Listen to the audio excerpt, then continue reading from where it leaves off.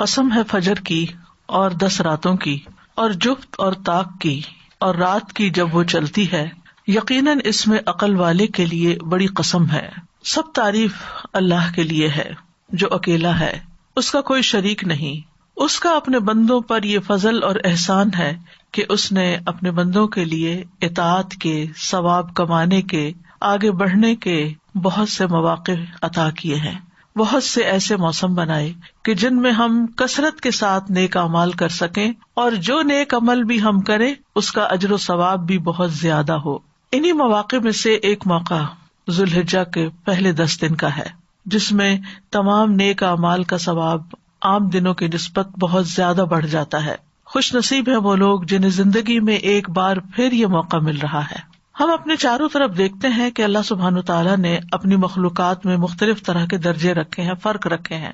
بعض چیزوں کی نسبت زیادہ خوبصورت ہوتی ہیں، زیادہ بڑی ہوتی ہیں۔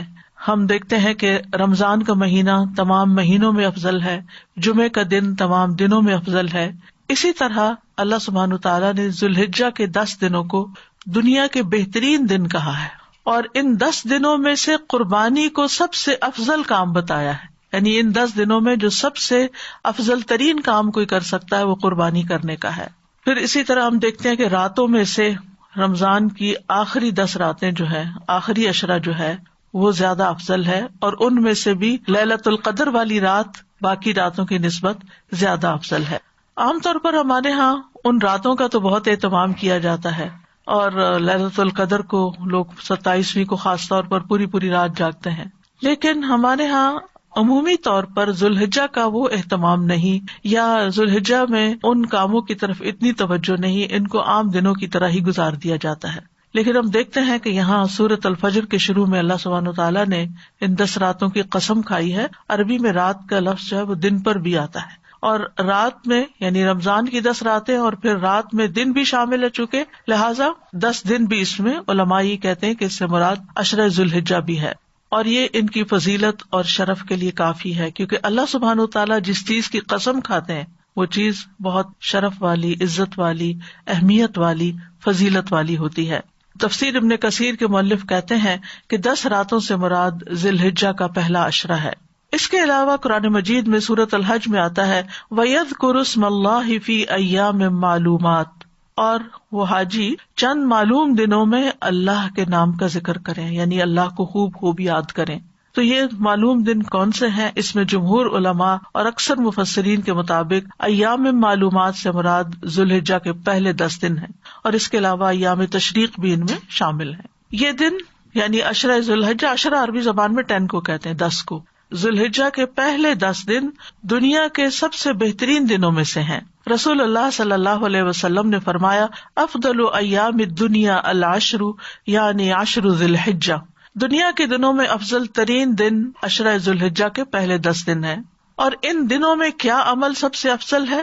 نبی صلی اللہ علیہ وسلم نے فرمایا ان دنوں میں کیے گئے عمل سے افضل کوئی عمل نہیں، یعنی عشرہ ذوالحجہ کے۔ مطلب یہ ہے کہ جو بھی نیکی کا کام آپ کریں گے وہ عام دنوں کی نسبت زیادہ اجر و ثواب کا باعث ہوگا۔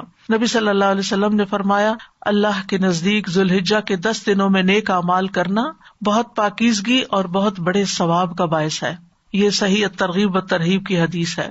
ان 10 دنوں میں ادا کیے جانے والے فرائض، یعنی جو فرض نمازیں ہم پڑھتے ہیں، وہ دیگر دنوں کے فرائض سے زیادہ افضل ہیں، اور ان کا ثواب بھی کئی گنا زیادہ بڑھ جاتا ہے۔ اسی طرح ان دنوں میں ہم جو نوافل ادا کرتے ہیں وہ دیگر دنوں کے نوافل سے زیادہ افضل ہوتے ہیں، اور ان کا اجر و ثواب عام دنوں میں پڑھے جانے والے نوافل سے زیادہ ہو جاتا ہے۔ صحیح بخاری کی ابن عباس سے روایت ہے، نبی صلی اللہ علیہ وسلم نے فرمایا جو عمل ان 10 دنوں میں کیا جائے اس کے مقابلے میں دوسرے دنوں کا کوئی عمل افضل نہیں۔ لوگوں نے عرض کیا کیا جہاد بھی اس کے برابر نہیں؟ آپ نے فرمایا جہاد بھی اس کے برابر نہیں، سوائے اس شخص کے جس نے اپنی جان اور مال کو خطرے میں ڈالا اور کوئی چیز واپس لے کر نہ لوٹا، یعنی مال بھی گیا، جان بھی گیا، جس نے یعنی اپنا سب کچھ لٹا دیا وہ تو بہرحال افضل ہے، لیکن اس کے علاوہ جتنے بھی نیک کام کرنے والے ہیں وہ سب ان دنوں میں جو نیک کام کرتے ہیں وہی افضل ہے۔ تو اس لیے ہمیں عام دنوں سے زیادہ ان دنوں میں اپنی نمازوں کا اہتمام کرنا چاہیے، روزوں کا اہتمام کرنا چاہیے، قرآن کی قرات عام دنوں سے زیادہ بڑھا دینی چاہیے، یعنی جو آپ روٹین میں ریگولرلی کرتے ہیں اس سے کچھ نہ کچھ ایکسٹرا ضرور کریں. اسی طرح جو اذکار آپ کرتے ہیں، پھر دعائیں جو آپ کرتے ہیں، پھر اللہ سبحانہ تعالیٰ کی بارگاہ میں عاجزی و زاری دن کو بھی اور رات کو بھی، اور اس کے علاوہ حقوق العباد بھی، جیسے والدین کے ساتھ احسان ہے. یعنی اگر آپ کے والدین زندہ ہیں تو ان کو اگر وزٹ کر سکتے ہیں وزٹ کریں، اگر ان کو کوئی گفٹ بھیج سکتے ہیں گفٹ بھیجیں، اور اگر فوت ہو چکے ہیں تو ان کی طرف سے صدقہ کریں. پھر اسی طرح صلہ رحمی، رشتہ داروں کے حقوق ادا کرنا، عام لوگوں کی ضروریات پوری کرنا. آپ دیکھیں کہ کووڈ کے بعد جس طرح پوری دنیا میں مہنگائی آئی ہے اور بہت سارے لوگ اس سے بہت زیادہ متاثر ہوئے ہیں، بہت پریشانی کا شکار ہے، تو ان کی آپ ضروریات پوری کریں. مثلاً اپنے خاندان میں دیکھیں کہ کون سے بچے جو پڑھ رہے تھے اب فیس نہ ہونے کی وجہ سے پڑھ نہیں سکتے، یا یہ کہ اور مختلف طرح کے جو کام تھے ان کے چھوٹ گئے، کس کی جاب چلی گئی، کس کا کوئی کام بند ہو گیا، کوئی بزنس چلا گیا، کس طرح ان کی مدد کر سکتے ہیں، کس طرح دوبارہ ان کو اپنے پاؤں پہ کھڑا کر سکتے ہیں، چاہے مال سے، چاہے اچھے مشوروں کے ساتھ، لیکن ہر طرف سے پورے رشتہ داروں کی خبر گیری کریں.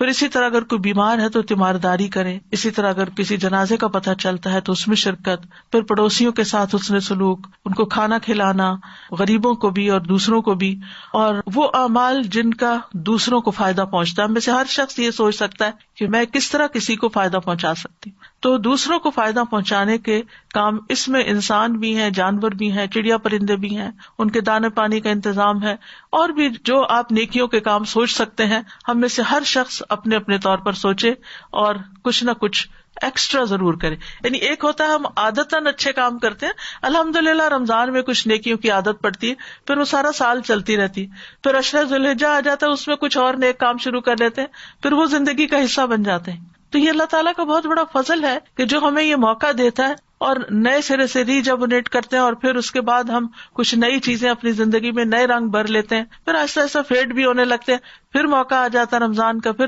ذوالحجہ کا، پھر دوبارہ سے ہم تر و تازہ ہو جاتے ہیں. تو اس لیے ان 10 دنوں کو ہمیں ضائع نہیں کرنا، اس کا بھرپور فائدہ اٹھانا ہے.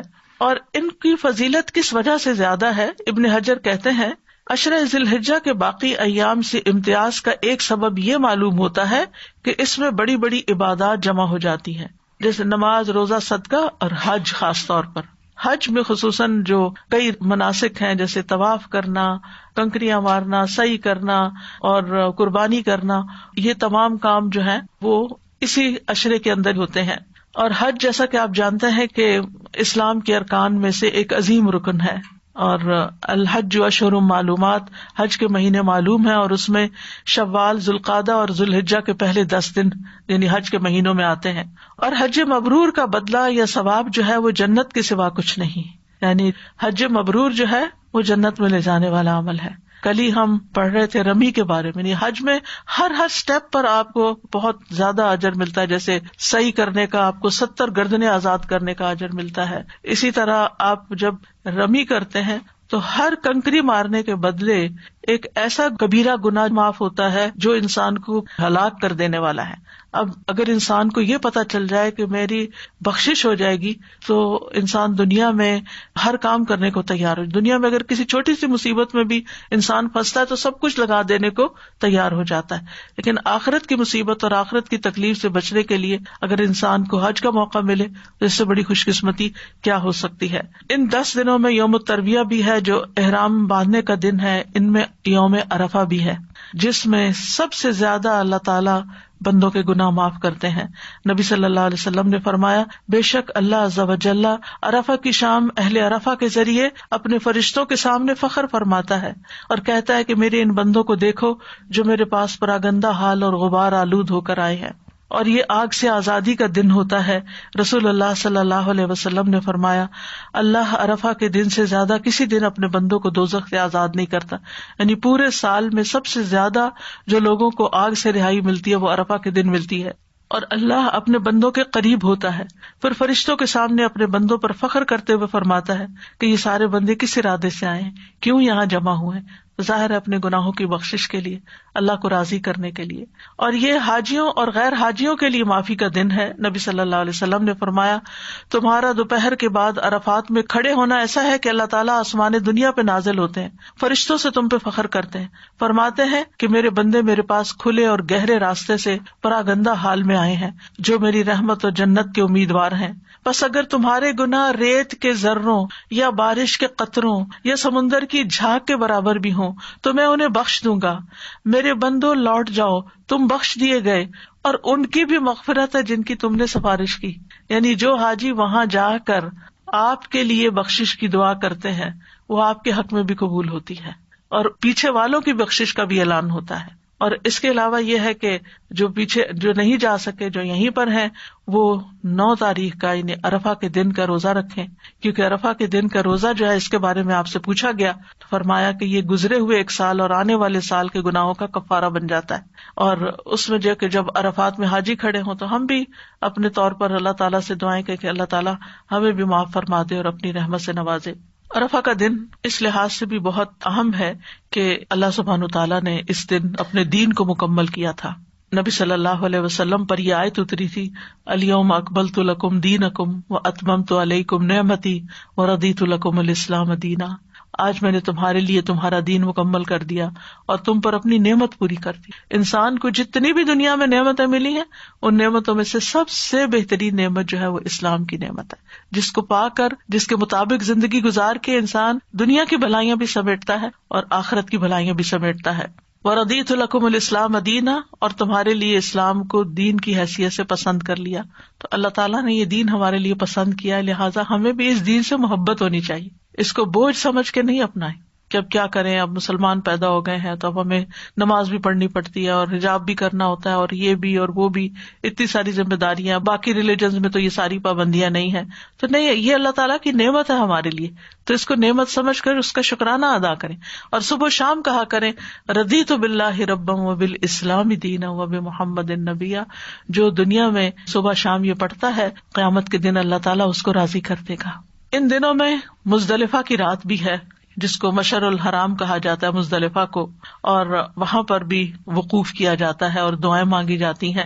اور اہل مزدلفہ کی فضیلت کیا ہے؟ نبی صلی اللہ علیہ وسلم نے فرمایا بے شک اللہ نے تمہارے اس جمع ہونے میں تم پر احسان فرمایا کہ تمہارے نیکوکاروں کی وجہ سے تمہارے گناہگاروں کو بھی بخش دیا ہے، اور تمہارے نیکوکاروں نے جو مانگا انہیں عطا کر دیا.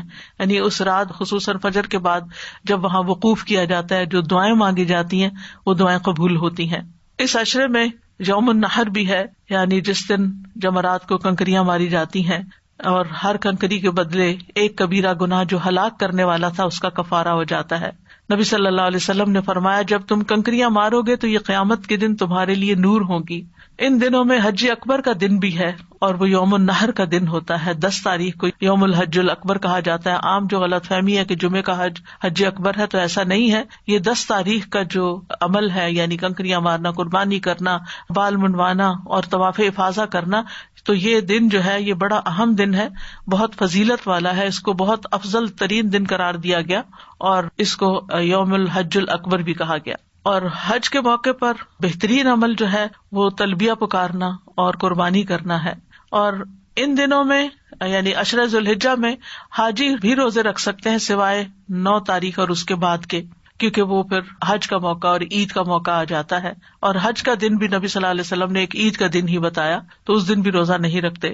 رسول اللہ صلی اللہ علیہ وسلم نے فرمایا یوم عرفہ، یوم النحر یعنی 10ویں کا دن، اور ایام تشریق ہم اہل اسلام کے عید کے دن ہیں اور یہ کھانے پینے کے دن ہیں. اور جو لوگ وہاں پر نہیں جا سکتے وہ اس عشرے میں جو ایک اور بہترین عبادت کر سکتے ہیں وہ روزہ رکھنے کی، یعنی 1 سے لے کے 9 تاریخ تک ایٹ اسٹریچ بھی آپ روزے رکھ سکتے ہیں. اور اگر سارے نہ رکھ سکیں تو منڈے تھرسڈے کا رکھ لیں، اور اگر کوئی بھی نہیں ان میں سے رکھ سکتے تو ایٹ لیسٹ 9 ذی الحجہ کا یعنی عرفہ کا روزہ جو ہے وہ ضرور رکھ لیں، اور یہ رکھنا مستحب ہے. اور بعض احادیث میں 9ویں تاریخ کا بھی ذکر آیا ہے، لہٰذا 9 اور 10 دونوں رکھ لیں تو وہ جھگڑا بھی ختم ہو جائے گا کہ سعودی عرب میں تو ایک دن پہلے ہوتا ہے، اور بعد میں شاید اسی لیے ایک روایت میں 9ویں کا ذکر بھی آیا کہ یہ معلوم تھا کہ آئندہ دنیا میں لوگوں کو جب یہ پتہ چل جائے گا کہ وہاں کس دن عرفہ ہے اور یہاں کس دن 9ویں تاریخ پڑ رہی ہے، تو ان 2 دنوں کا رکھ لیں تو زیادہ افضل ہے. یعنی ہماری 8 اور 9 ہو جائے گی اور وہاں کی 9 ہو جائے گی. ٹھیک ہے. پھر اسی طرح سلف صالحین جو تھے ان دنوں میں انتھک عبادت کرتے تھے، یعنی عام دنوں سے زیادہ وہ عبادت کی کوشش کرتے تھے اور نیکی کے مختلف کام کرنے کی شدید رغبت رکھتے تھے. سعید بن جبیر کا حال تھا کہ جب 10 دن شروع ہو جاتے تو اتنی سخت محنت کرتے یہاں تک کہ شاید ان کے پاس اتنی طاقت بھی نہ ہوتی.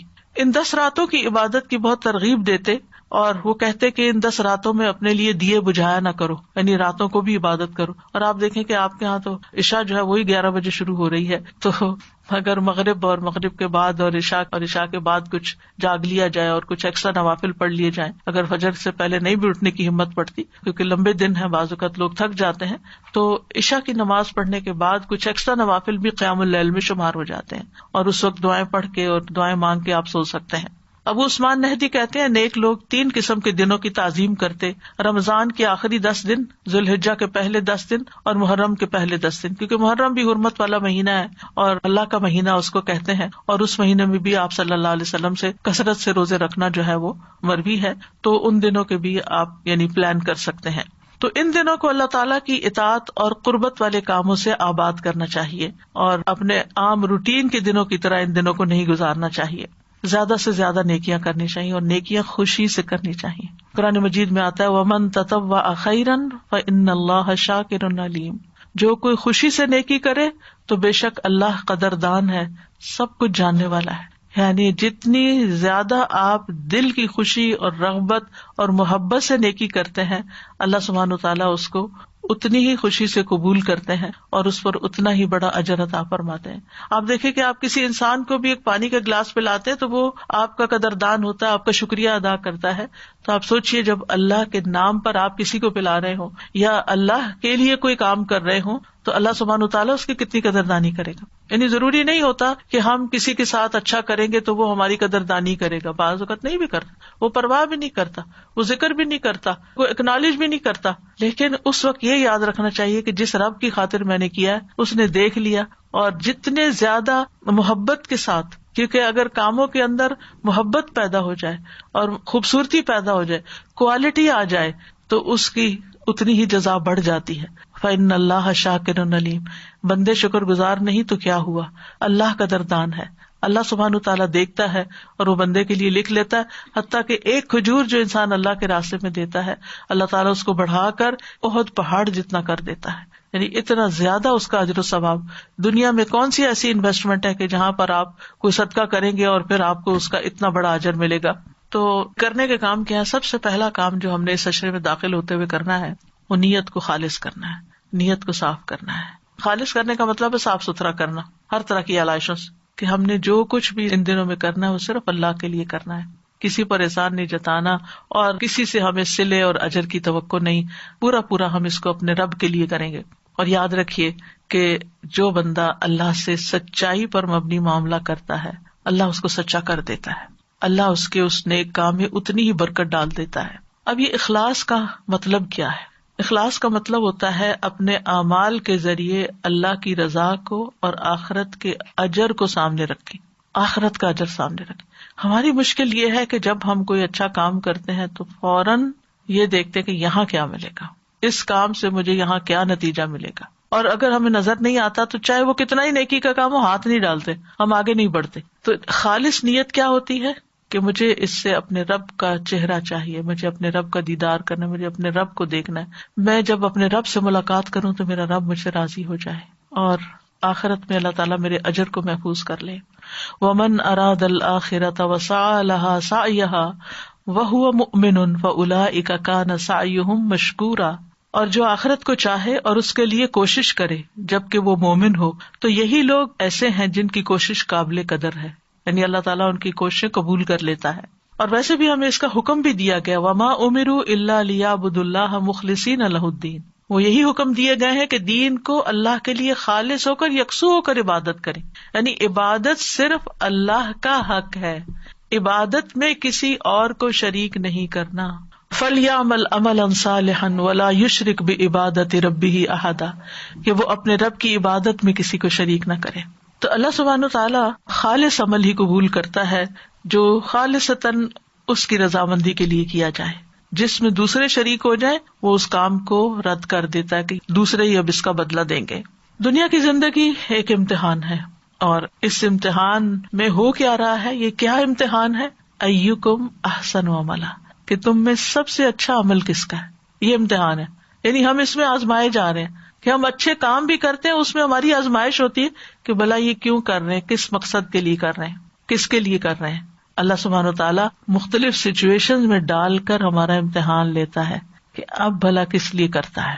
اگر میرے لیے کرتا ہے تو کیا پھر بھی کرتا ہے؟ کیونکہ بعض اوقات ایسا ہوتا ہے نا، ہم کوئی نیکی کرتے ہیں اور ہمیں الٹی پڑ جاتی ہے، یعنی جس کے ساتھ کرتے ہیں وہ ہمارے اوپر کوئی الزام تراشی کر دیتا ہے، تو ہم سوچتے تمہاری توبہ، آج کے بعد اس شخص کے ساتھ کوئی احسان نہیں کرنا۔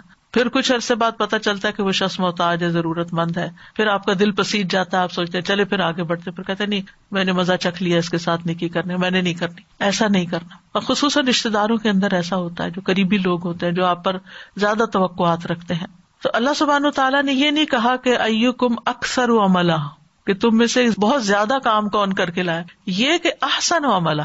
اور احسن عمل کی دو شرائط ہیں، ایک اندرونی ایک بیرونی، اندر نیت سچی ہو، خالص ہو، اور بیرونی سنت کے مطابق ہو، طریقہ درست ہو، یعنی اس کی کوالٹی جو ہے وہ بہترین ہو۔ جیسے حضرت عائشہ رضی اللہ تعالیٰ نبی صلی اللہ علیہ وسلم کی رات کی نماز کے بارے میں فرماتی ہیں کہ وہ 8 رکعت تھی، لیکن مت پوچھو، لا تسأل عن حسنہن وطولہن، کہ ان کی خوبصورتی کتنی تھی اور وہ لمبی کتنی ہوتی تھی۔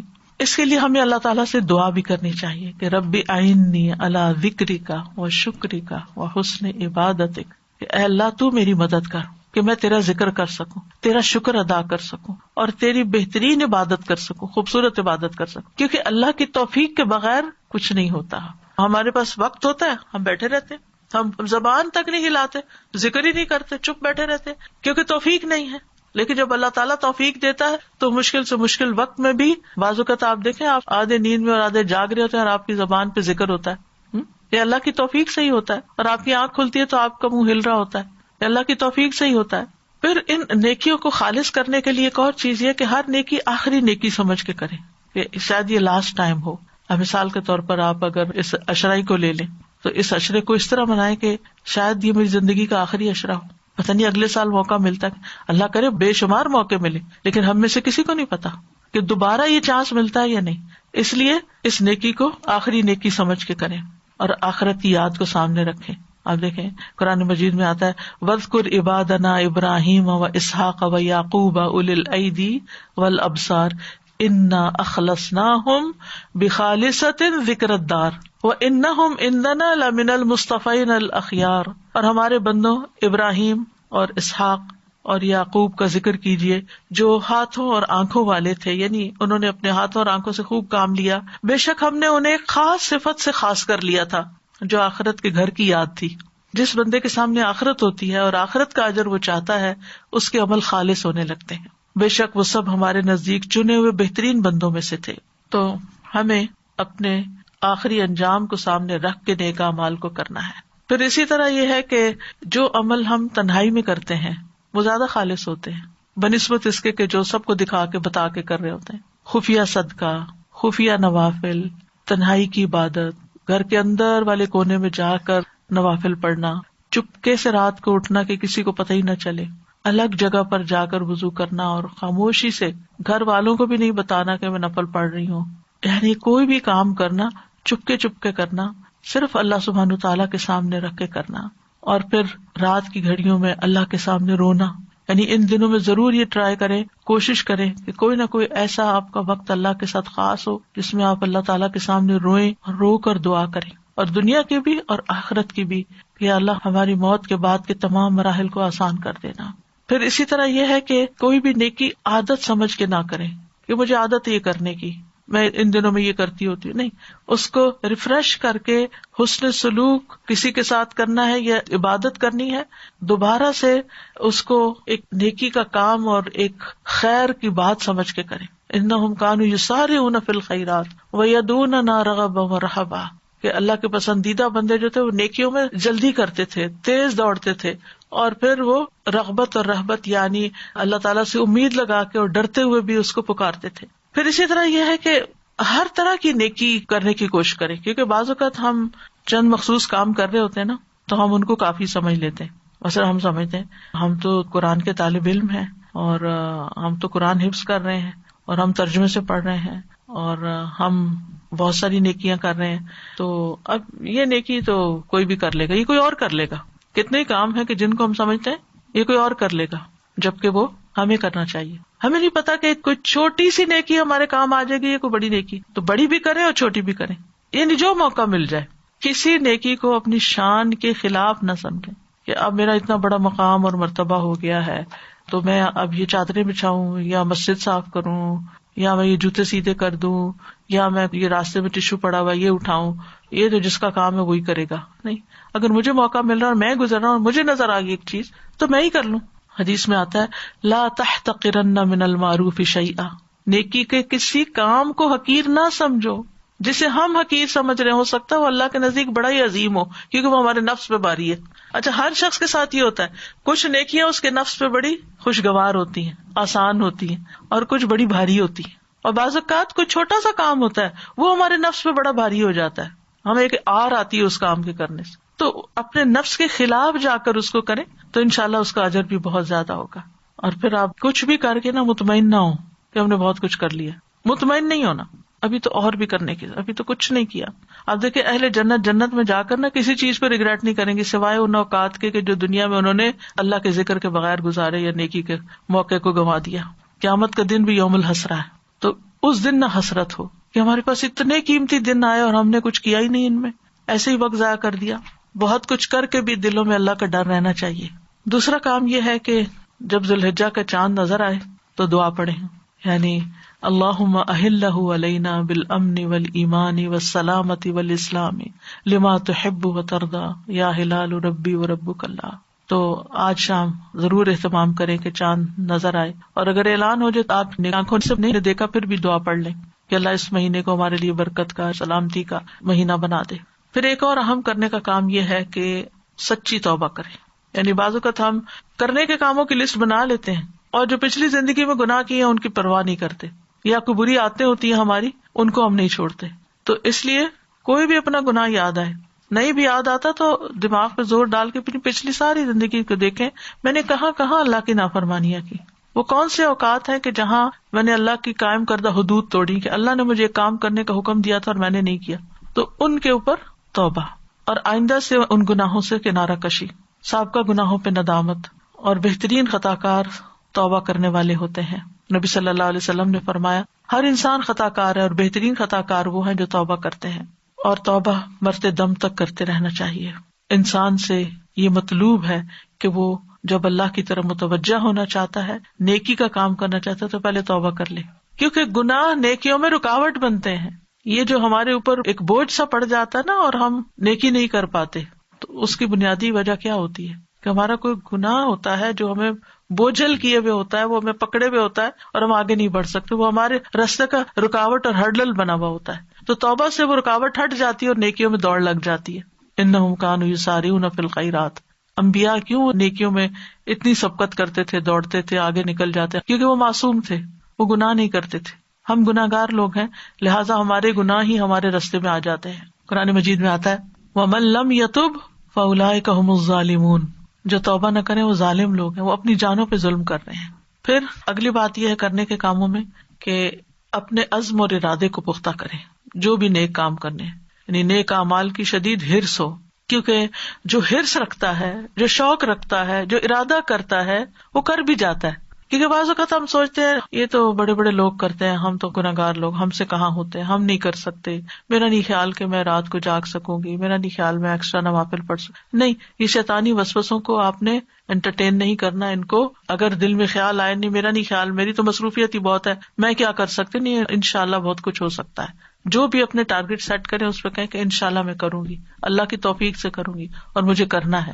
والذین جاہدوا فینا لنہدینہم سبلنا، جو لوگ ہمارے راستے میں جدوجہد کرتے ہیں انہیں اپنے راستے دکھا دیتے ہیں. سبحان اللہ، نیکی کے ایسے ایسے مواقع سامنے آ جاتے ہیں کہ آپ خود حیران ہو جاتے ہیں. آپ گھر بیٹھے ہوتے ہیں، آپ کو کہیں سے کوئی پیغام آ جاتا ہے، فلاں شخص ضرورت مند ہے، کوئی بیمار ہے، کسی کے لیے دعا کا کہا جا رہا ہوتا ہے، کسی کے لیے مدد کا کہا جا رہا ہوتا ہے، کسی کو کسی طرح مشورے کا کہا جا رہا ہوتا ہے. تو آپ گھر بیٹھے صرف اپنے فون کے ذریعے ہی کیا کچھ کر جاتے ہیں.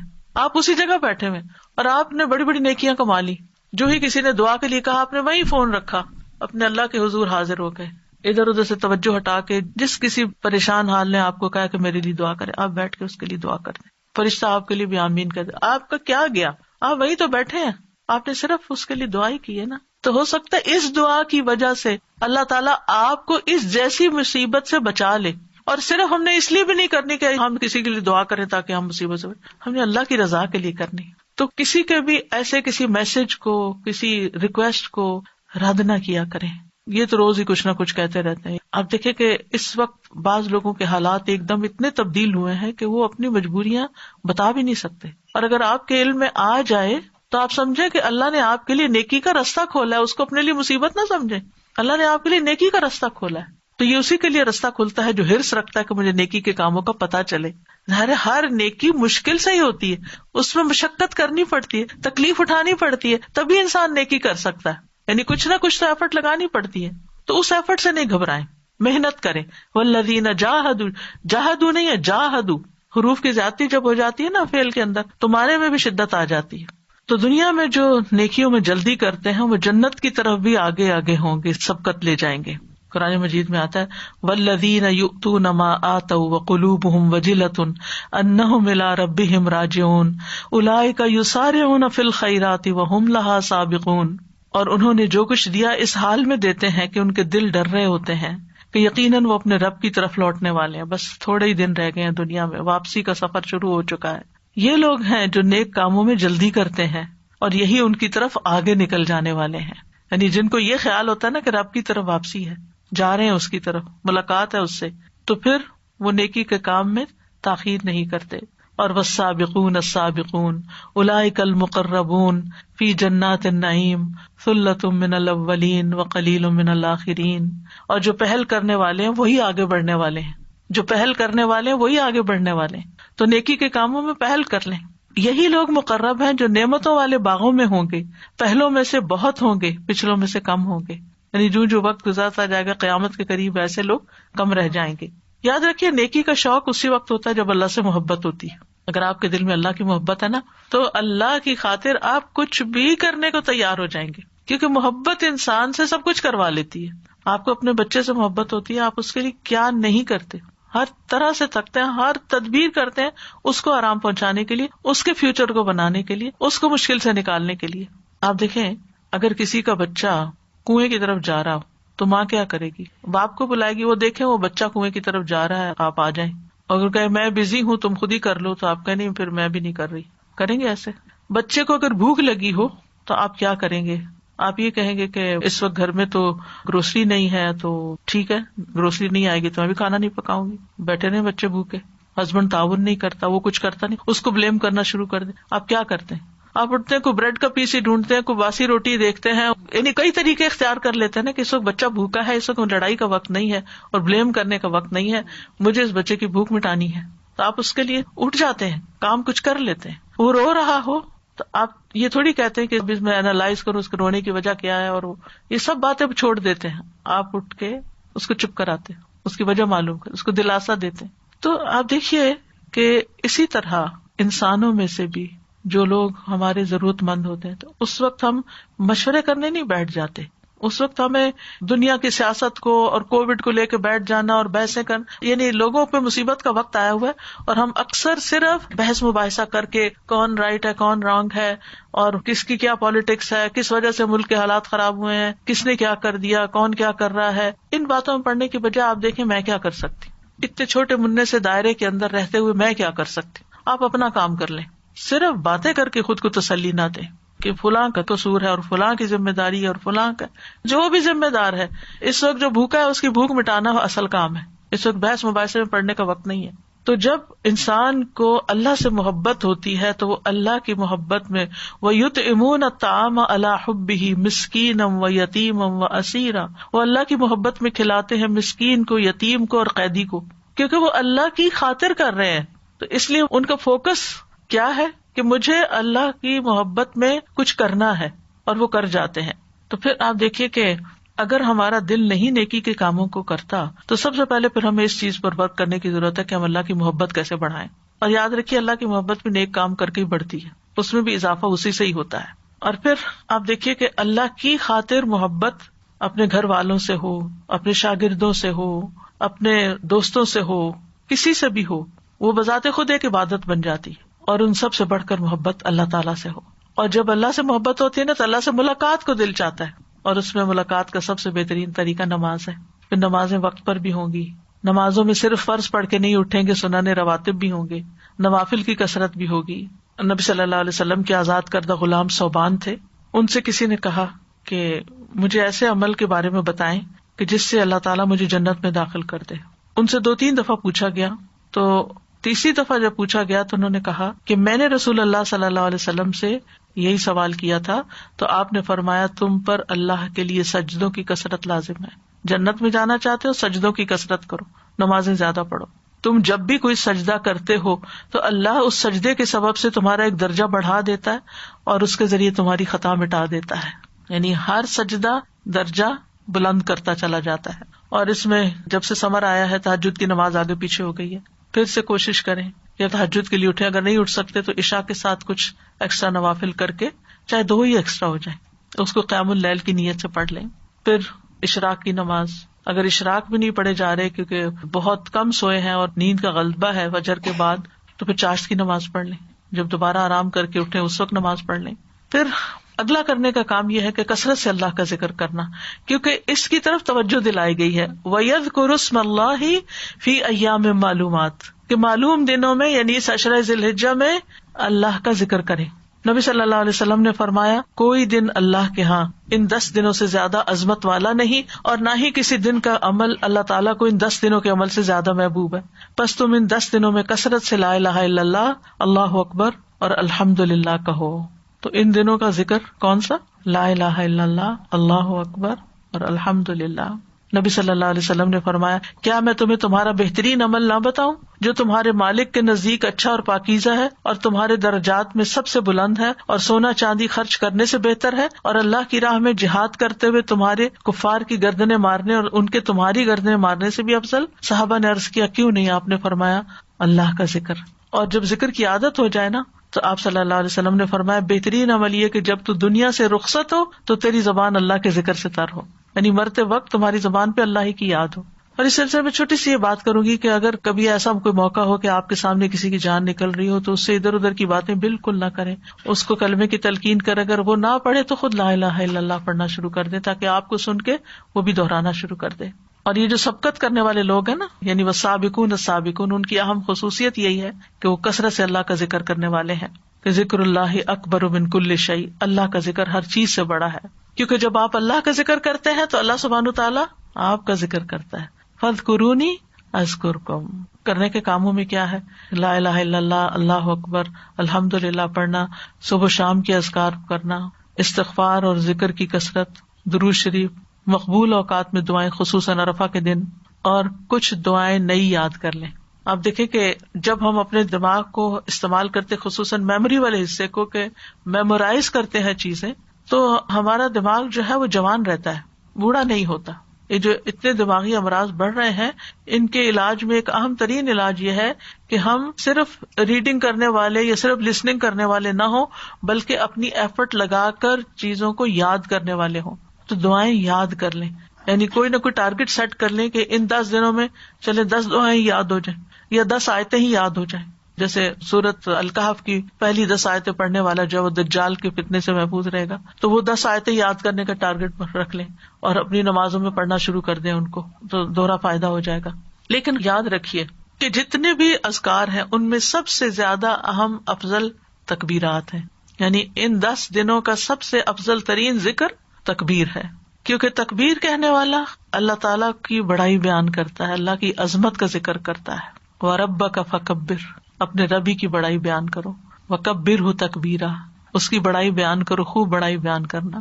تو اللہ سبحانہ تعالیٰ اپنی شان میں بڑا ہے، اپنے اقتدار میں بڑا ہے، اپنی ذات میں بڑا ہے، ہر چیز اس کے سامنے چھوٹی ہے، حقیر ہے. تو جب آپ اللہ اکبر کہتے ہیں تو اس کا مطلب یہ ہے کہ میرے نزدیک اللہ سبحانہ تعالیٰ ہر چیز سے بڑا ہے. اور پھر ہم مصروفیات کا بہانہ نہیں کرتے، کیونکہ اللہ بڑا ہے نا، تو جس کام کے لیے اس نے بلایا ہے وہ مجھے پہلے کرنا ہے، کیونکہ وہ بڑا ہے. کیونکہ جس کو ہم بڑا سمجھ لیتے ہیں نا تو اس کی بات نہیں ٹالتے. اگر اپنے والدین کا آپ ادب احترام کرتے ہیں، ان کو بڑا سمجھتے ہیں، ان کی اہمیت ہے، تو آپ ان کی بات نہیں ٹالیں گے. اسی طرح زندگی میں جس کسی کو آپ کوئی اپنے سے بڑا درجہ دیتے ہیں، آپ اس کے لیے اس طرح کا معاملہ نہیں کرتے جیسے اپنے سے چھوٹوں کا یا اپنے برابر والوں کا کرتے ہیں. اس لیے یہ سبق ہمیں ان دنوں میں سکھایا گیا ہے کہ ہم اللہ کو بڑا مان لیں. بار بار کہنے کا مطلب کیا ہے کہ ہم صرف زبان سے کہنے والے نہ ہوں بلکہ ماننے والے بھی ہوں. تو اللہ سبحانہ تعالیٰ ہمارے کاموں، ہماری مصروفیات، ہمارے مال، ہماری مشغولیت، ہمارے ازواج، اولاد، والدین، رشتے دار، جاب، ہر چیز سے بڑا ہے. اللہ اکبر. جب ہم اللہ کو بڑا مان لیتے ہیں تو پھر دعا کا بھی مزہ کچھ اور ہو جاتا ہے، پھر نماز کا بھی لطف کچھ اور ہو جاتا ہے، اور پھر پریشانیاں بھی دور ہونے لگتی ہیں. کیونکہ ہم کہتے ہیں کہ یہ پریشانیاں اللہ کے سامنے کیا حیثیت رکھتی ہیں، وہ تو بہت بڑا ہے، اس کے لیے تو کچھ مشکل نہیں ہے ان کو دور کرنا. کسی چیز سے ڈر لگ رہا ہو تو کہتے ہیں اللہ اکبر، اللہ سب سے بڑا ہے، اس کے لیے تو کچھ مشکل نہیں. جس چیز سے مجھے ڈر لگ رہا ہے وہ اس کو ایک سیکنڈ میں کنٹرول کر سکتا ہے. پھر اسی طرح اگر گناہوں سے ڈر لگتا ہے اپنے، تو اللہ تو بہت بڑا غفور و رحیم ہے، مجھے ان سے بھی نہیں ڈرنا چاہیے، وہ معاف کر دے گا. پھر اگر ہم نیک اعمال کریں، بڑے سے بڑے نیک اعمال کر لیں کہ الحمدللہ کہتا ہے میزان بھر گیا، زمین و آسمان کے درمیان کی چیزیں بھر گئی، نہیں، اللہ اس سے بڑا ہے. اپنے نیک اعمال کو بہت بڑا نہ سمجھے، اللہ بہت بڑا ہے، یہ اس کے سامنے کچھ بھی نہیں ہے. تو بہرحال اللہ سبحانہ تعالیٰ کا ذکر جب ہم اللہ اکبر کریں تو صرف زبانی نہ کریں بلکہ دل میں بھی محسوس کریں. اور ویسے بھی رسول اللہ صلی اللہ علیہ وسلم نے فرمایا اللہ اکبر کہنا زمین و آسمان کے درمیان کی ساری فضا کو بھر دیتا ہے، اتنا اجر کا باعث ہے. اور جب ہم کہتے ہیں اللہ اکبر کبیرہ والحمد للہ کثیرہ وسبحان اللہ بکرۃ واصیلا، ایک موقع پر ایک شخص نے نماز میں یہ الفاظ کہے تو آپ نے فرمایا مجھے تعجب ہوا کہ اس کے لیے آسمان کے دروازے کھولے گئے. تو ابن عمر کہتے ہیں میں نے ان کلمات کو پھر کبھی نہیں چھوڑا، ہمیشہ ان کو پڑھتے رہے. صحابہ اور تابعین ان ایام میں کثرت سے تکبیرات پڑھتے تھے، بازار کی طرف نکل جاتے، حضرت ابن عمر، ابو ہریرہ رضی اللہ عنہ، اور تکبیرات کہتے اور لوگ ان کی تکبیر سن کے تکبیر کہتے. اور پھر محمد بن علی جو تھے وہ نفل نمازوں کے بعد بھی تکبیر کہتے، عورتیں بھی تکبیر کہتی. اور تکبیرات آپ کو معلوم ہے، اللہ اکبر لا الہ الا اللہ واللہ اکبر وللہ الحمد.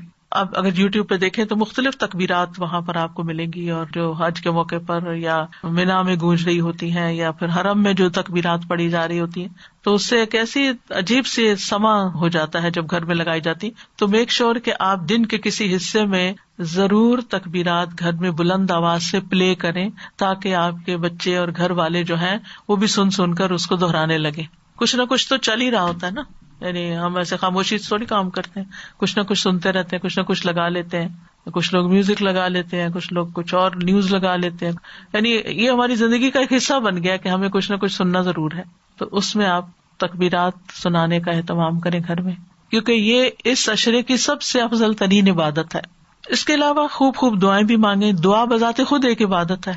رات کی دعا، تہجد کی، ہر نماز کے بعد کی دعا، عرفہ کے دن کی دعائیں، اور رات کے وقت استغفار.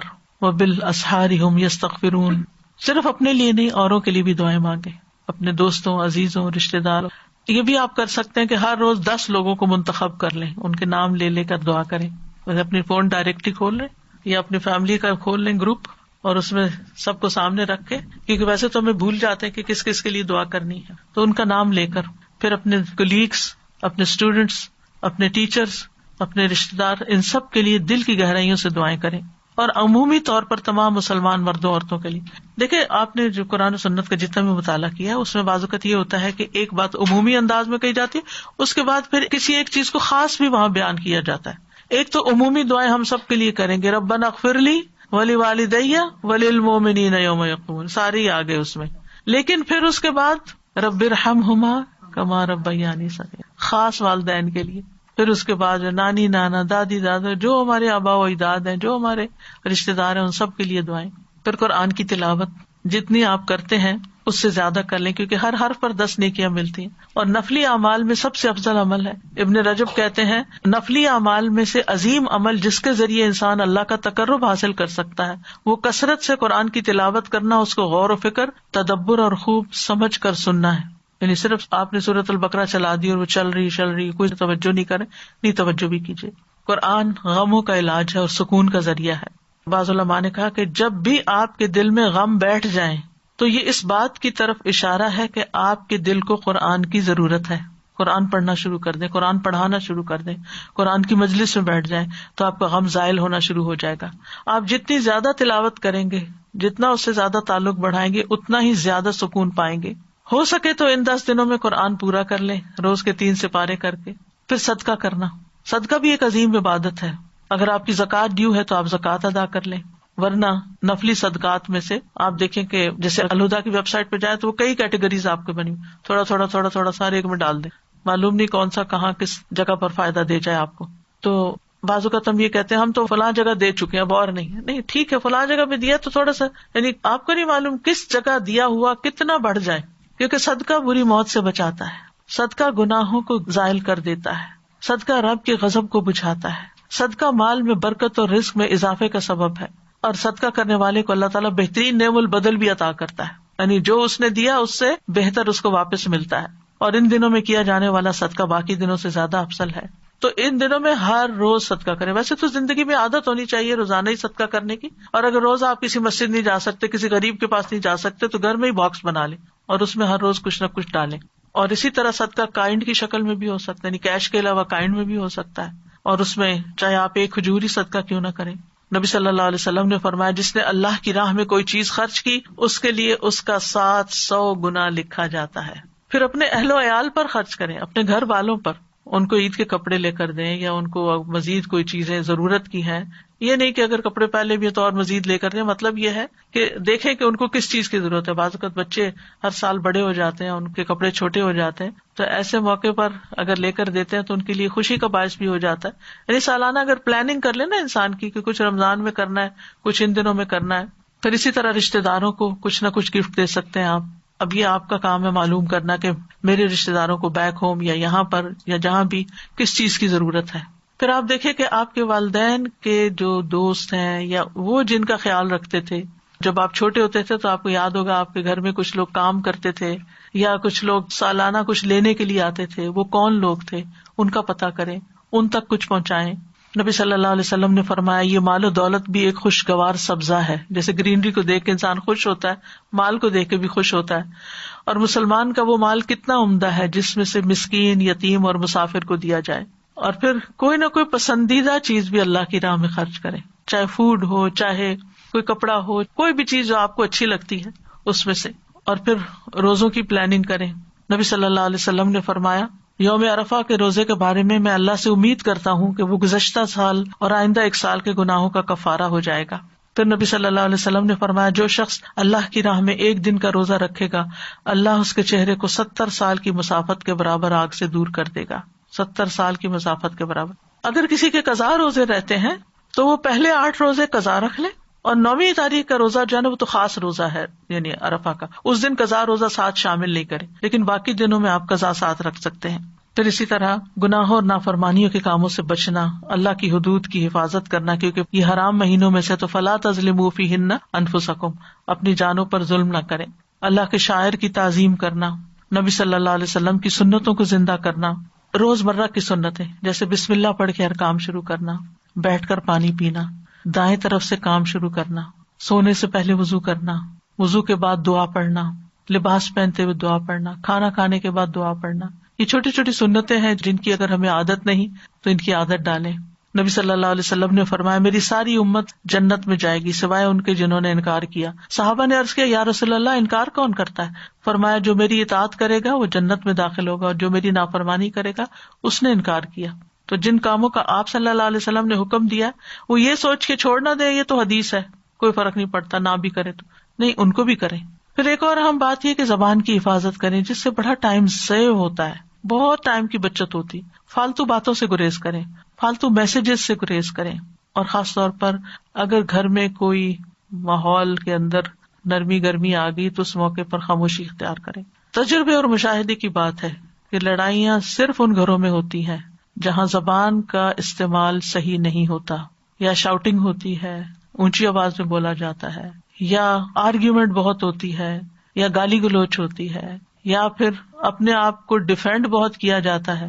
یعنی بعض اوقات ایسا ہوتا ہے کہ کوئی گھر میں چھوٹی سی چیز ہی پر آپ کے اوپر ناراض ہو جاتا ہے, یہ کیا کیا تم نے, یہاں کیوں رکھ دیا. مثلاً کسی نے میز کے ایج پہ گلاس رکھ دیا اور آپ گزرے اور نیچے گر کے وہ ٹوٹ گیا, تو اسی پہ جھگڑا شروع ہو گیا. کوئی بھی چیز ہو سکتی ہے کہ جس کی وجہ سے گھر کے اندر مثلاً آپ نے کھانا بنایا اس میں نمک زیادہ ہو گیا یا نمک کم ہو گیا. اب جس نے کھایا اس نے کہا یہ کیا بنایا ہے, اب کہا سوری, بات ختم ہو جائے گی. لیکن اگر آپ یہ شروع کر دیں تمہیں نہیں پتا میں نے کتنی محنت سے بنایا اور میں تھک چکی ہوں اور تمہارے پاس سوائے تبصرہ کرنے کے اور کچھ نہیں, کھانا تو کھا لو, نہیں کھانا تو چھوڑو, جاؤ کچھ اور کر لو. ان باتوں کا کیا مقصد ہے؟ یعنی اگر ہم یہ باتیں نہ بھی کریں تو وقت گزر سکتا ہے نا. یعنی آپ صرف سوری کر لیں, ٹھیک ہے آپ سے بھول ہو گئی یا آپ نے اپنے لحاظ سے ٹھیک ہی بنایا ہوا, دوسرے کے زبان کا ٹیسٹ خراب ہے آج کچھ اور کھا کے تو اس کو ٹھیک نہیں لگ رہا, سوری, ٹھیک ہے آپ کو پسند نہیں آیا کوئی بات نہیں. کوئی آپ کے کسی کام پہ کریٹیسزم شروع کر دے, یہ اس وقت صاف کرنے کا ٹائم ہے. مطلب آپ کا کیا دل ہوتا ہے کہ جلدی سے رات کو سونے سے پہلے کچن صاف ہوتا ہے کہ صبح جب آئے تو آپ کو ہر چیز آرگنائز ملے. اب کسی کو سونا ہے اور ہو سکتا ہے آپ کا ٹیپ ہی چلاتے ہیں تو اس کی نیند ڈسٹرب ہو رہی ہے یا کچھ, تو کوئی غصہ کر رہا ہے یا کچھ, تو سوری, بس سوری کر کے نکل جائے تو کام ختم ہو جائے گا, یعنی معاملہ آگے نہیں بڑھے گا. لیکن اگر آپ نے اچھا ٹھیک ہے پھر آپ خود کر لیں, یعنی ہم کچھ نہ کچھ ایسا جواب آگے سے دیتے ہیں کہ دوسرا شخص جل جائے. جب آپ نے دوسرے کا غصہ بھڑکا دیا تو پھر اب آپ سننے کے لیے بھی تیار رہیں, اور پھر اگر آپ کا بھی بھڑک اٹھا تو پھر آپ دیکھیں بعض اوقات نتیجہ کہاں تک جا پہنچتا ہے. آپ یقین کریں شیطان چھوٹی سی چنگاری لگاتا ہے اور طلاق تک جا نوبت پہنچتی ہے, کیونکہ مرد حضرات طلاق سے نیچے پھر کوئی بات نہیں کرتے, ان کی ایگو اتنی بڑی ہو جاتی ہے کہ عورت نے ہمیں کچھ کہہ دیا, بیوی نے کچھ کہہ دیا, سب کے سنائیں گے, ایک بیوی کے نہیں سن سکتے. تو اس لیے گھروں کی فضا کو آپ نے اچھا رکھنا تاکہ آپ کا عبادت میں دل لگے. ورنہ کیا ہوتا ہے ایسی باتیں اگر ہم کر آتے ہیں نا تو عبادت بھی مزے کی نہیں رہتی, عبادت بھی نہیں ہوتی.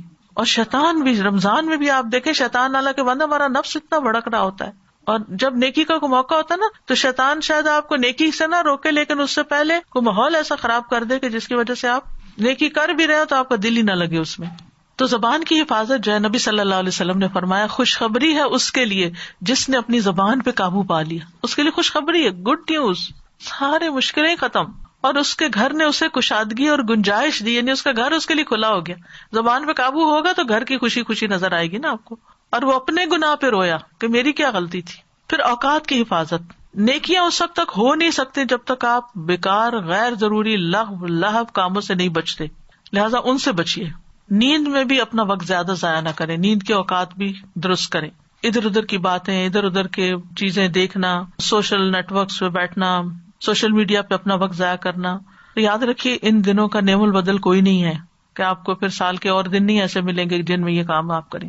تو قد افلح المؤمنون الذین هم فی صلاتهم خاشعون والذین هم عن اللغو معرضون, یقیناً کامیاب ہو گئے وہ مومن جو اپنی نماز میں عاجزی کرتے ہیں اور وہ جو لغو کاموں سے منہ موڑتے ہیں, بیکار چیزوں سے بچتے ہیں. حدیث میں آتا ہے من حسن اسلام المرء ترکہ ما لا یعنیہ, انسان کے اسلام کی خوبی یہ ہے کہ وہ بے فائدہ چیزوں کو چھوڑ دے. اور پھر 10 ذی الحجہ کا خاص عمل قربانی ہے. نبی صلی اللہ علیہ وسلم نے فرمایا اللہ کے نزدیک سب سے عظیم ترین دن 10 ذی الحجہ ہے اور پھر 8 ذی الحجہ ہے, اور رسول اللہ صلی اللہ علیہ وسلم کے سامنے قربانی کے 5-6 اونٹوں کو پیش کیا گیا جن میں سے ہر ایک نبی صلی اللہ علیہ وسلم کے قریب ہونے کی کوشش کر رہا تھا کہ پہلے اسے ذبح کریں آپ.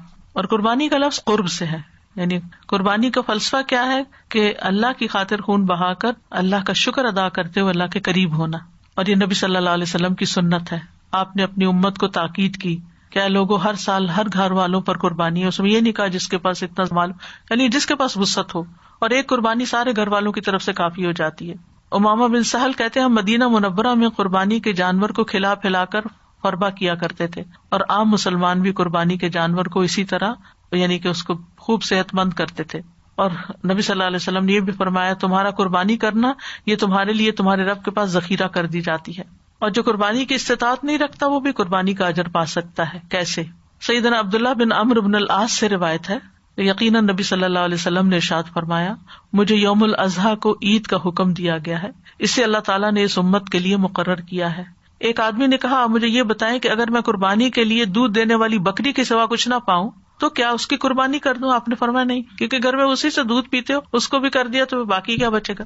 لیکن تم اپنے بال ناخن تراش لینا یعنی عید کے دن، اور اپنی مونچھیں کاٹ لینا اور اپنے انڈر لیگز بال کو مونڈ دینا، اللہ کے ہاں یہ تیری پوری قربانی شمار ہوگی. ٹھیک ہے، یعنی جو قربانی نہیں کر سکتے عید والے دن خاص طور پر اپنے ناخن، بال، اپنی پورے جسم کی صفائی وہ اگر کر لیں تو ان کو بھی قربانی کا ثواب ہو جائے گا. ٹھیک ہے، ان کے لیے ضروری نہیں کہ 9 دن بھی نہ کاٹیں، لیکن یہ کہ 10ویں دن قربانی کے دن یہ عمل جو ہے یہ مسنون عمل ہے، یعنی یہ ثواب کا قد ہے. امید ہے سمجھ آ گئی ہوگی. یہ عشرے کی بات نہیں ہو رہی، 10 تاریخ کی بات ہو رہی ہے. مطلب یہ ہے کہ جس نے قربانی نہ کرنی ہو یا نہ کر سکتا ہو وہ عید والے دن اپنے بال اور ناخن وغیرہ تراش لے تو اس کو بھی پوری قربانی کا ثواب مل جائے گا، کسی کو بھی محروم نہیں رکھا. کتنا آسان ہے. آپ اپنے بچوں کو، اپنے آس پاس اور لوگوں کو یہ خوشخبری سنا سکتے ہیں. تو ذوالحجہ کا جب چاند نظر آ جائے تو پہلے چاند دیکھ کر دعا پڑھیں، پھر چاند نظر آنے کے بعد تکبیرات شروع کر دیں. یعنی اگر آج شام شروع ہو جاتا ہے تو شام سے ہی تکبیرات کثرت کرتے ہیں. اللہ اکبر اللہ اکبر لا الہ الا اللہ واللہ اکبر وللہ الحمد.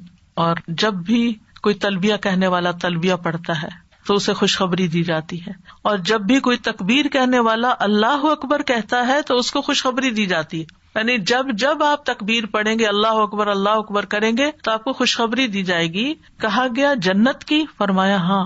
یعنی ان دنوں میں یا ویسے بھی تکبیرات پڑھنے کا اتنا بڑا اجر ہے. ٹھیک ہے، تو اللہ سبحانہ وتعالی ہمیں ان سنتوں پر عمل کرنے کی توفیق عطا فرمائے. یعنی اگر ہم کچھ بھی نہیں کر سکتے تو ایٹ لیسٹ یہ جو آخر میں نے چند ایک سمپل کام بتائے تو سبھی کر سکتے. کچھ نہ کچھ ہمیں اہتمام ضرور کرنا چاہیے. آپ جب یہ منتھ شروع ہوتا ہے، عشرہ شروع ہونے سے پہلے ہی آپ اپنے ہیئر اینڈ نیلز وغیرہ کٹ کر لیں، اور پھر پورے 10 days آپ نہیں کر سکتے. جس نے قربانی کرنی ہے جی وہ تو ایسا ہی کرے گا کہ ان 10 دنوں میں اپنے ناخن اور بال وغیرہ کچھ نہیں کاٹے گا. لیکن جو قربانی نہیں کر رہا اس کے لیے یہ پابندی نہیں ہے. ٹھیک ہے. اب جس طرح ہم لوگ بیک ہوم قربانی کرتے ہیں، اور اگر یہاں پر 10th کو عید ہے اور وہاں پر لیٹس سے 12th کو عید ہے، 12th کو ہماری قربانی ہو رہی ہے، تو ہم ویٹ کریں گے 12th تک کا؟ آپ اپنی عید کی نماز پڑھ کے کر سکتے ہیں جو کرنا چاہتے ہیں. اچھا، ہمیں قربانی کا ویٹ نہیں کرنا؟ قربانی کا ویٹ نہیں، کیونکہ نبی صلی اللہ علیہ وسلم نے جب مینا میں کچھ لوگوں نے پہلے قربانی کر لی اور کچھ نے بعد میں کی، کچھ نے پہلے بال کاٹ لیے قربانی سے پہلے، تو آپ نے اس کی اجازت دی. جہاں بھی اگر قربانی کر رہے ہیں نا تو نماز کے بعد اپنے بال ناخن وغیرہ سب کچھ کر سکتے ہیں. جی، قربانی کا ویٹ نہیں کرنا. اگر کر لے تو افضل ہے، لیکن اگر نہیں تو اس طرح بھی ٹھیک ہے. پتہ ہی نہیں ہوتا کس وقت ہوئی. جی ہاں، تو آپ اس کر سکتے ہیں. جی، نماز کے بعد آپ اس پابندی سے نکل آتے ہیں. مجھے اب کلیئر ہوا کہ جیسے ہم لوگ پیسے دیتے ہیں IRF میں دیتے ہیں یا شوکت خانم یا الہدا میں دیتے ہیں فور قربانی، تو ہمیں ویٹ نہیں کرنا چاہیے. نہیں، ویٹ نہیں کرنا چاہیے. اور وہ قربانی قبول ہو جاتی ہے انشاءاللہ. کیوں نہیں ہوتی؟ کیونکہ ایسے ضرورت مند لوگوں تک قربانی، مجھے اوروں کا تو نہیں پتا لیکن الہدا کی تو میں گارنٹی دیتی ہوں، کیونکہ ہم میک شور کرتے ہیں کہ انتہائی ضرورت مند لوگوں تک ہماری اپنی برانچز کے ذریعے، جن کے وہ پوری لسٹیں بنتی ہیں، ان کے ID کارڈ لیے جاتے ہیں، ان کی سارا ریکارڈ مینٹین کیا جاتا ہے، جہاں تک ایک پیکٹ بھی گوشت جس کو دیا جاتا ہے کہ وہ واقعی ضرورت مند ہو. اور کچھ جگہ ایسی ہیں بلیو می کہ جہاں سال میں صرف ایک دفعہ گوشت پہنچتا ہے اینڈ دیٹس اٹ، کہ ان کے پاس کوئی سکت نہیں. اسی لیے میں بہت حریص ہوتی ہوں کہ ہم تو سارا سال ہی گوشت کھاتے رہتے ہیں، تو کم از کم تھوڑی سی اس میں ایفرٹ لگتی ہے نا. دیکھیں جو لوگ قربانی اس وقت کر کے بانٹ رہے ہوتے ہیں ان کی اپنی عید کوئی نہیں ہوتی، وہ بےچارے انہی کی خدمت میں لگے ہوئے ہوتے ہیں، تو اپنی قربانی کے بعد دوسروں تک قربانی کا گوشت پہنچتا ہے تو وہ ہو جاتی ہے انسان. اچھا، اب جیسے میرے والدین اب دنیا میں نہیں رہے، اللہ انہیں جنت نصیب کرے، تو ان کے لیے میں قربانی کر سکتی ہوں؟ اپنی قربانی میں ہی آپ شریک کر لیں ان کو بھی، ان کا ثواب. جی، ان کا علیحدہ علیحدہ نہیں، اپنی قربانی میں زندہ مردہ سب رشتے داروں کو شامل کر سکتے، ہو سکتا ہے. اور جتنے مرضی ایڈ کر لیں، کوئی مسئلہ نہیں. جی کر لیں، بے شک کوئی مسئلہ نہیں. اوکے. اور آپ بھی ایک سے زیادہ قربانیاں بھی کر سکتے ہیں، یعنی اپنی طرف سے. جیسے نبی صلی اللہ علیہ وسلم نے حجۃ الوداع کے موقع پر 100 اونٹ قربان کیے. اور کوئی بھی یعنی ضروری نہیں ہے، ایک تو منیمم ہے، اگر ایک سے زیادہ کرنا چاہیں تو. مطلب میں یہ لالچ نہیں کروں کہ یہ میرے ابو الگ الگ کرنے کی ضرورت نہیں، ابو کے لیے یا امی کے لیے. جو بھی کریں ان سب میں ان کو بھی شامل کر لیں. استاذہ جی، یہ تو کلیریفائی ہو گیا جو فوت شدہ رشتے دار ہے. اب مجھے یہ پتا نہیں ہوتا کہ میری بیٹی نے کی کہ نہیں کی، تو پھر میں اس کے زندہ کو بھی شامل کر سکتے ہیں، جو گھر کے لوگ ہیں، اپنی بچے ہیں، ان سب کو اس میں شامل کر سکتے ہیں. لیکن اگر بیٹی بڑی ہے تو اس کو بتانا چاہیے کہ وہ کرے، اگر وہ صاحب استطاعت ہے تو. جی استاذہ جی، بس اسی سے ریلیٹڈ کلیریفیکیشن تھی. جیسے حیات فیملی ممبرز ہوتے ہیں، تو جو ہیڈ آف فیملی ہے وہ ایک قربانی کرا، تو اس کے لیے ضروری ہے کہ وہ اپنی نیت میں شامل کرے کہ میں اپنے بیوی بچوں کے لیے بھی کر رہا ہوں، یا گھر والوں کی طرف سے کرے، وہ اس کو نیت کرنی پڑے. جی ہاں، اپنی بیوی کی طرف سے، اپنے بچوں کی طرف سے بھی. کچھ لوگ کہتے ہیں صدقہ بتا کے دینا چاہیے، کہ آپ اپنے غریب رشتہ داروں کو صدقہ بتا کے دیں تو مشکل ہوتا ہے، تو صدقے کی وضاحت کرتے ہیں. اصل میں اسلام میں صدقے کی بہت وسعت ہے. صدقہ مال کا بھی ہے، صدقہ وقت کا بھی ہے، صدقہ علم کا بھی ہے، صدقہ کیش کا بھی ہے، کائنڈ کا بھی ہے. تو بتانے کی کسی کو کوئی ضرورت نہیں ہے. ہر نیکی، حدیث میں آتا ہے کلو معروف ان صدقہ.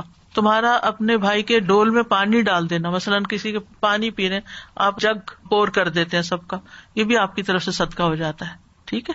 استاذہ اور ایک چیز پوچھنا چاہ رہی تھی، جو یہ ناخن اور بال کاٹنے کی ممانعت ہے، تو یہ مکروہ ہے یا حرام ہے؟ اگر کوئی کاٹ لیتے ہیں بھول کے تو کچھ بھی ہو سکتا ہے، اگر جان بوجھ کر کوئی اس کا فدیہ نہیں ہے، بس مستحب ہے نا. آپ نے ایک نیکی کا موقع گنوا دیا. ایک گائے میں 7 حصے ہوتے بولتے ہیں، تو اس میں بھی آپ اتنے حصے ایڈ کر سکتے کیا؟ جی ہاں، ایک گائے میں 7 حصے ہے تو آپ پوری گائے بھی کر سکتے ہیں. پوری گائے کر رہے ہیں، لیکن ہم اور ایڈیشنل ایڈ کر سکتے کیا؟ اونلی 7 پیپل یا آپ یہ کہنا ہے only 7 people? Then how can you بول رہے ہیں کہ بھائی اگر ایک قربانی دے رہے ہیں تو یو کین ایڈ پیپل؟ نہیں، اس کے ثواب میں سب کو شریک کر سکتے ہیں، لیکن اگر کوئی انڈیپینڈنٹلی 7 لوگ قربانی کرنا چاہتے ہیں تو وہ 7 ایک گائے میں بھی شریک ہو سکتے ہیں، جو انڈیپینڈنٹ قربانی کرنے والے.